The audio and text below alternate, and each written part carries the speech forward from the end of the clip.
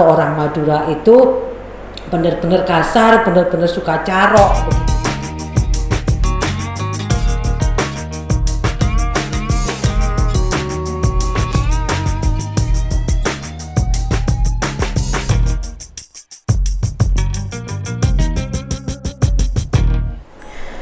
Assalamualaikum warahmatullahi wabarakatuh. Waalaikumsalam warahmatullahi wabarakatuh. Apa kabar sahabat podcast Visip UTM? Semoga kita selalu diberi kesehatan dan lindungan dari Tuhan Yang Maha Esa. Amin. Perkenalkan, saya Arum Permata Rizky yang akan menjadi host pada podcast kali ini. Tentunya saya tidak sendirian, saya ditemani oleh pembicara kita, yaitu Ibu Setianingsih. Apa kabar Bu Ning? Alhamdulillah baik. Bu Ning ini merupakan salah satu dosen di program studi psikologi. Sekarang beliau juga menjabat sebagai koordinator Prodi Psikologi Fakultas Ilmu Sosial dan Ilmu Budaya Universitas Trunojoyo Madura. Begitu nggih Bu Ning? Iya. Bu Ning ini juga banyak bergerak melakukan penelitian di bidang psikologi budaya Madura. Bahkan untuk menuntaskan S2 dan S3, Bu Ning ini mengulik semuanya tentang orang Madura. Betul nggih Bu Ning? Iya, berkelanjutan. Iya, berkelanjutan. Kita tahu Bu Ning, kebanyakan orang itu memandang orang Madura adalah orang yang kasar. Orang yang galak seperti itu. Kalau menurut menakutkan. Iya, menakutkan, betul sekali. Kalau menurut Bu Ning, orang Madura ini seperti apa? Iya. Jadi sebenarnya sangat menarik sekali begitu ya, Mbak Arum dan sahabat podcast. Jadi sebenarnya suku Madura atau etnis Madura ini terbesar ketiga di Indonesia, gitu ya. Makanya ini sangat menarik sekali bagi saya begitu. Terbesar ketiga di Indonesia, kemudian pengembara terbesar di Indonesia. Makanya kalau kita guyonannya di mana-mana ada, sampai ada joke itu, seandainya Mars dibuka, pasti ada suku Madura di sana, gitu ya. Nah seperti itu, gitu ya. Nah ini menarik bagi saya begitu. Selama ini memang banyak sekali informasi negatif tentang etnis atau suku Madura ini begitu ya. Nah, ini tidak terlepas dari yang namanya stereotip gitu ya. Stereotip, banyak sekali orang yang belum paham seperti apa sih sebenarnya orang Madura itu kan begitu ya. Nah ini, jadi selama ini yang diketahui hanya kasar, carok gitu ya. Padahal sebenarnya yang diketahui itu bukan carok beneran. Ya, kalau carok beneran itu malah tidak seperti itu gitu ya. Yang diketahui orang hanya pokoknya marah lalu melukai orang, maka itulah yang disebut sebagai carok. Padahal sebenarnya bukan itu yang harus diluruskan. Nah, jadi kalau tak kenal maka tak sayang gitu kan. Nah, melalui penelitian itu saya berupaya gitu ya untuk melihat apakah benar ya seperti yang dikatakan oleh orang-orang atau stereotip yang terjadi itu bahwa etnis atau suku Madura atau orang Madura itu benar-benar kasar, benar-benar suka carok begitu ya.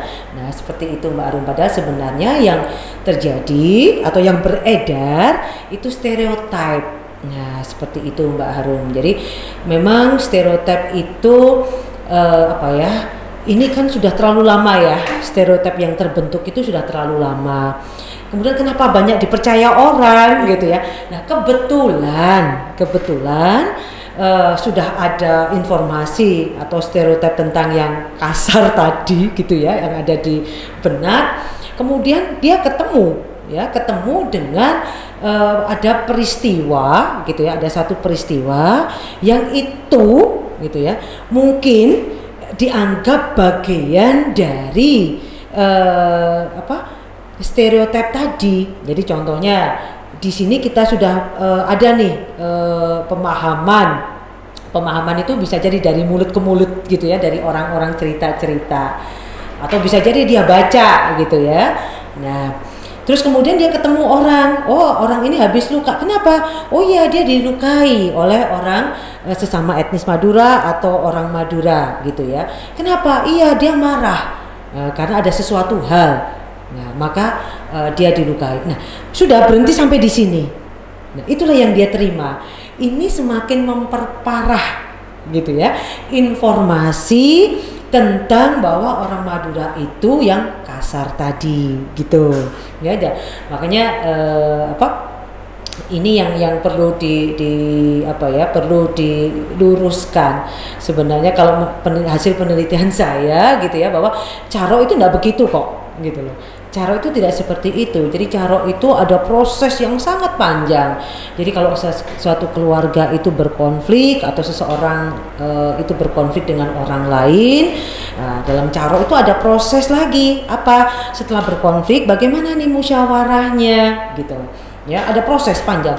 Musyawarahnya seperti apa? Nanti melibatkan keluarga besar.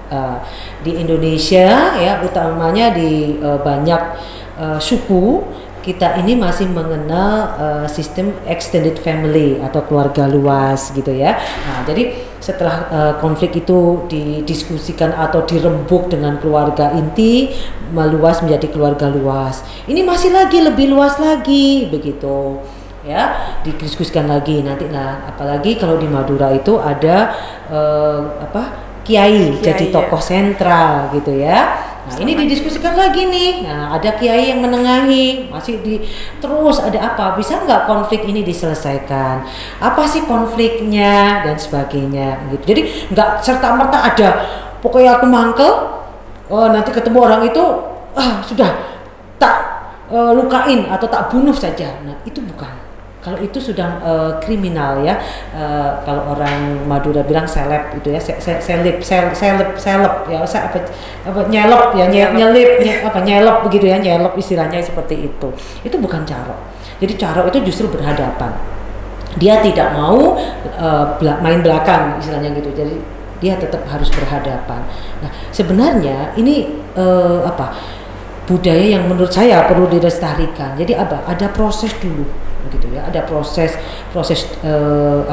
bagaimana musyawarah, bagaimana mencari jalan keluar. Nah itu jadi Caro itu tidak kemudian sekarang konflik, sekarang sudah berhadapan dan saling melukai, bukan. Itu yang dipahamin orang. Itu ya, seperti itu Mbak Arun. Jadi bisa dikatakan Caro ini menjadi jalan terakhir dari sebuah masalah gitu ya Bu? Iya, kalau tidak bisa terselesaikan gitu. Tapi ini pun ada jalan panjang ya, ada jalan panjang. Tidak serta-merta tadi ya, tidak serta-merta. Jadi dan lebih banyak memang bisa diselesaikan gitu. Secara kekeluargaan karena ada tadi penengah ya, utamanya tokoh sentral dari kiai tadi itu. Jadi yang dipahami orang-orang bahwa pasti orang Madura itu Caro itu sama sekali bukan, salah gitu ya. Nah seperti itu, itulah yang dipahami banyak orang sehingga orang seringkali takut gitu ya berhadapan dengan orang Madura. Ya kita yang selama ini ada di wilayah Madura, faktanya kita bisa diterima dengan baik tentunya kalau kita tetap berperilaku dengan baik ya kan, sopan sesuai dengan etika. Saya rasa semua bisa menerima kita dengan baik juga. Saya rasa seperti itu Mbak Arun. Jadi seperti itu sahabat podcast, memang sangat bisa dibedakan. Caro ini sebuah budaya dan sangat berbeda dengan tindak kriminal. Kalau tindak kriminal itu kan tidak ada persetujuan di awal, mungkin langsung asal baca gitu ya Bu ya. Kalau Caro ini melewati proses yang panjang dan apabila bisa diselesaikan dengan kekeluargaan, Caro ini tidak akan terjadi. Jadi sebenarnya Bu Ning, kan kita taunya pandangan orang luar terhadap orang Madura, sedangkan orang Madura sendiri pun juga punya pandangan terhadap suku-suku lain di luar Madura. Sama, ya persepsi sama ya. Jadi setiap orang berinteraksi itu pasti sama-sama saling memberikan penilaian pada saat persepsi awal itu yang terbentuk seperti apa, kan begitu. Ya. Ya.